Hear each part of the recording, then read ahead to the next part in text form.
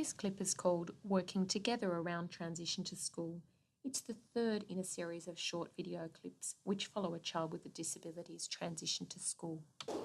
So the way, I guess, we found out who the people were that could help our child, first of all, it was with our early childhood intervention contact. Second of all, coming to the school, talking to the principal, talking to the teacher, finding out exactly who was available to help us. So just ask lots of questions. We had no clue on how to approach it. We just had to keep talking to people and putting the jigsaw together. As part of our staff meetings, we always had a learning support section, and everyone was at that meeting, and we were only a small school, so it wasn't difficult for everyone to be there. So all the staff knew any problems that we were having or any positive outcomes that we'd had, and it was there documented for everyone to see if someone was not present at that meeting. So our goals are based around helping children to have as positive as experience as possible within a group, learning the social skills, learning to self-regulate, learning self-independence, those sorts of things that are really important once they do go to school. So we work with the families and the child towards those things. Early on, I would suggest asking for a meeting with your teacher and with any support aides. Keep the dialogue open and just keep asking how they're progressing. We did have one challenge earlier in the year that was a hard one. Whenever we were learning something together on the carpet, so for example we may have been sharing a book or maybe doing a joint construction of a sentence or something like that, this little boy really struggled to sit and concentrate and listen. So together with the ECI worker, we worked out that there were some key words that would really make sense for this little boy. So one of those was expected behaviour.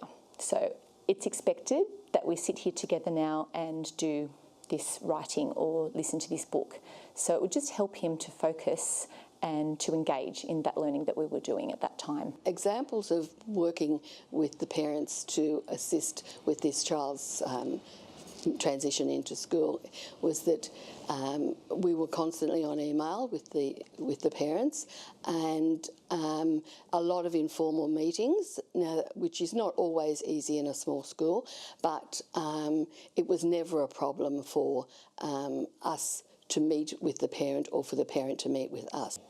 Communication is so important.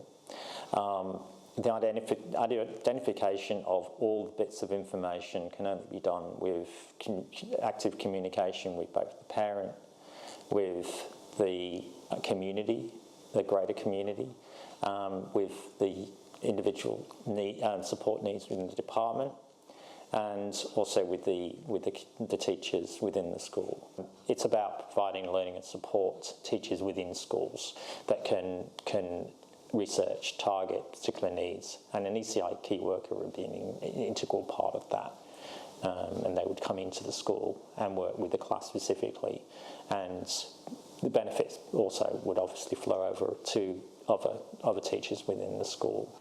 What I would say to another kindergarten teacher who had a child with additional needs starting in their class is to speak up. Build a team. You don't have to do it all on your own. You collaborate with family, you collaborate with other teachers at your school, your principal, and ECI workers there to help you. I would also say that, yes, there's going to be a lot of challenges ahead, but I would also say that in any given class, you're always going to have challenges. So in that regard, you've probably done it all before. When there are challenges, and there will be challenges along the way, the first advice is definitely don't panic. Most of the challenges that will arise when a child with additional needs commences school, there'll be challenges that you will have seen with other children in the past if you're a teacher. And for families, teachers have a lot of experience. Yeah, I've had a look at the Transition to School website at various points over the last year. I believe it's a very, very useful resource. It's a useful resource that both parents, teachers and community workers, as well as even specialists, could help the process of that transition to school